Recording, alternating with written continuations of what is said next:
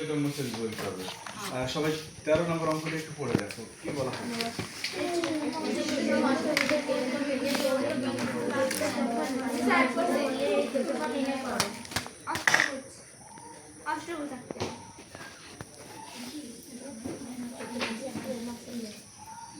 আচ্ছা সবাই পড়ছো তাই না? আচ্ছা বলো তো কে বলতে পারো প্রশ্নটা কি চাইছে? দেখবো না। আচ্ছা সুন্দর বলছো তো, আমাকে তো সবার আগে বলেছো। আচ্ছা এই তুমি বলো, নতুন তোমার নাম কি? মানহা। মানহা বলবে যে এটা কিসের ক্ষেত্রফল চাইছে? তোমাকে কিন্তু সেকেন্ড কোশ্চেন করেছি আমি, বলে দেওয়ার পরে বা প্রশ্ন সামনে রাখার পরে প্রশ্নটা করেছি। তোমার মনোযোগ বাড়াতে হবে, সময় তো কম আছে তাই না? আচ্ছা বসো, সময় বলো। এখানে প্রশ্ন থেকে কি বের করতে হবে? ক্ষেত্রফল। কিসের ক্ষেত্রফল? বৃত্তের ক্ষেত্রফল। আশিকুল কি তাই বলছে? অষ্টভুজের ক্ষেত্রফল বের করতে বলছে, কিন্তু আমি বৃত্ত আঁকছি, কেন আঁকছি সেটা বুঝতে পারবো একটু পরে। আচ্ছা ওকে বসো। তাহলে খেয়াল রাখো যে অষ্টভুজের ক্ষেত্রফল আমরা নির্ণয় করব।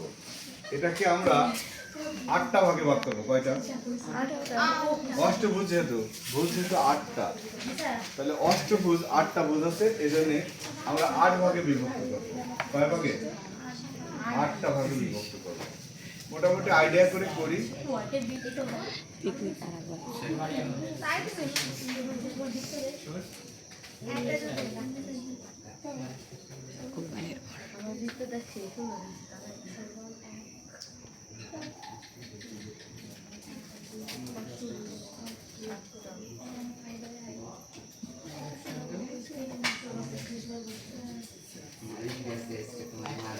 আচ্ছা এখন দেখা যাচ্ছে মনে হচ্ছে একটা চাকা তাই না? আচ্ছা সামনে আরো চেঞ্জ হবে, এটা চেহারা চেঞ্জ হবে, অষ্টভুজ তৈরি করবে। আমাদের কাজটা হলো অষ্টভুজ তৈরি করা। হ্যাঁ তোমরা পেন্সিল দিয়ে করো।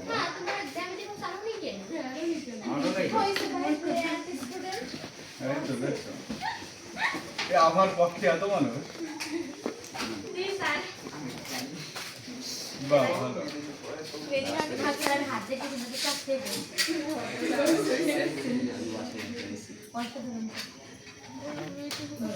আচ্ছা চিত্র তো আসলে নম্বর নাই, কাজটা করতে হবে, এটাই হলো সুন্দর দেখা যাবে। হ্যাঁ তোমরা সময় থাকলে করো, কিন্তু না থাকলে দ্রুত শেষ করবা, ঠিক আছে? সময় থাকলে করবো।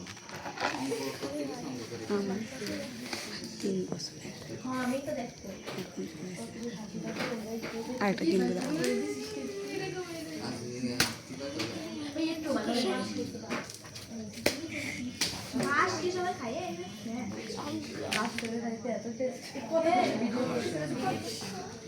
আচ্ছা এটা আরো একবার চেহারাটা চেঞ্জ হয়ে গেছে তাই না? হ্যাঁ মাকড়সার জাল। আরেকটু কাজ সুন্দর হয়েছে। মাকড়সার জাল আছে সেটা। যেহেতু আমাকে অষ্টভুজ তৈরি করতে বলছে সেহেতু এগুলো মুছে দেওয়া লাগবে, এটার আমার কাজ শেষ। আসলে পেন্সিল দিয়ে করতে তাহলে বুঝতে।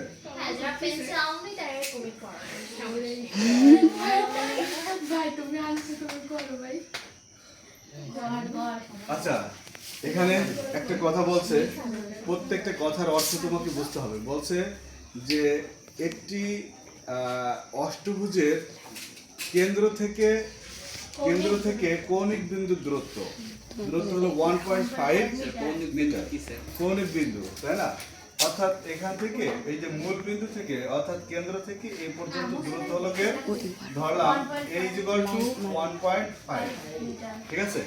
কত মিটার? 1.5 মিটার কৌণিক দূরত্ব। আর সুষম শব্দটা আছে, কি আছে? সুষম মানে প্রত্যেকটা বাহুই সমান। এই যে কেন্দ্র ধরে নিয়েছি আমরা ও, কেন্দ্রটা কি মনে করি ও কেন্দ্র বিশিষ্ট একটি সুষম অষ্টভুজ তাই না? এই ও কেন্দ্র বিশিষ্ট এখান থেকে এই পর্যন্ত দূরত্ব হলো h = 1.5 ধরছি, ঠিক আছে? আমরা অষ্টভুজের নামটাও দিয়ে দিই, এটা ধরলাম a b c sir D E F G H. Sir sir যে হচ্ছে এখানে বলছে সুষম অষ্টভুজ, তাহলে স্যার বিটো যেটা ত্রিভুজ আছে সবগুলাই সমান হবে বা সমানভাবে ভাগ হয়েছে। সুষম শব্দের অর্থ একেবারে সবগুলো সমান থাকবে, ঠিক আছে? এই হচ্ছে ব্যাপার। তো মনে করি অকেন্দ্র বিশিষ্ট A B C D E F G H একটি সুষম কি অষ্টভুজ। মনে করি যা দেখতে পাচ্ছ ঠিক এটাই লিখবা, ঠিক আছে? যা দেখতে পাই শুধু তাই লিখবে। মনে করি এ বি সি ডি একটি এ বি সি ডি না, A B C D E F G H, F G H.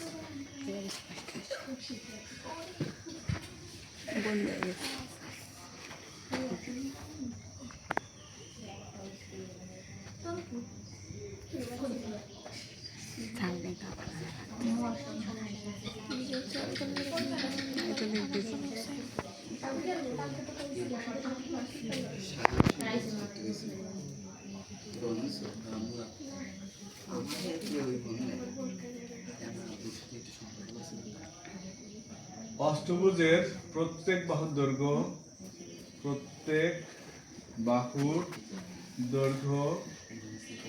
দৈর্ঘ্য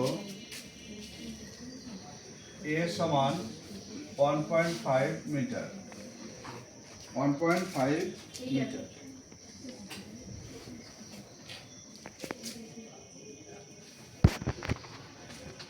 আচ্ছা দেখো 1.5 মিটার মানে এখান থেকে এই দেখো কেন্দ্র থেকে এই পর্যন্ত 1.5, আবার এটাও 1.5 হবে। কত হবে?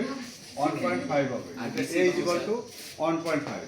স্যার বিসি বাহু আর বিসি জি স্যার বাহুর মানটা আমার দরকার হচ্ছে না। কৌণিক বিন্দু থেকে মানে একেবারে মূল বিন্দু থেকে এই পর্যন্ত, ঠিক আছে, শেষ পর্যন্ত এইটা দূরত্ব আছে। এবার দেখো দুইটি বাহু একদমই বাঁকা হয়ে বসে গেল। সোজা গরম থাকবে, ঘেমে যাবে, এটা কোনো ব্যাপার না। আবার ঠিক হবে, গরমের সময় তো ঘামবা, এটাই স্বাভাবিক। তো হতাশ হওয়া যাবে না, অতিষ্ঠ হওয়া যাবে না। আচ্ছা তো এখানে বুঝতে পারছি না এটা। আচ্ছা 13 নম্বর, 13 নম্বর, তাই না? হ্যাঁ পাইছি। আচ্ছা দুইটি বাহুর অন্তর্ভুক্ত একটি কোণ থাকে। দুইটি বাহুর অন্তর্ভুক্ত কোণটা কি আছে আমরা জানি না, তাই আমরা থিটা ধরলাম। কি ধরলাম? থিটা কোণ ধরছি, থিটা। যদি দুইটা বাহু থাকে আর অন্তর্ভুক্ত কোণ থাকে তাহলে সূত্র কি হবে? কে বলতে পারে?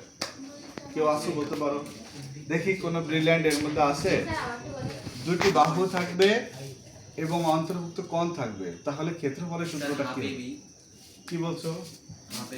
হাফ বলছো, কিন্তু আরো কথা বাকি আছে। এ বি কি? এখানে এ টু এ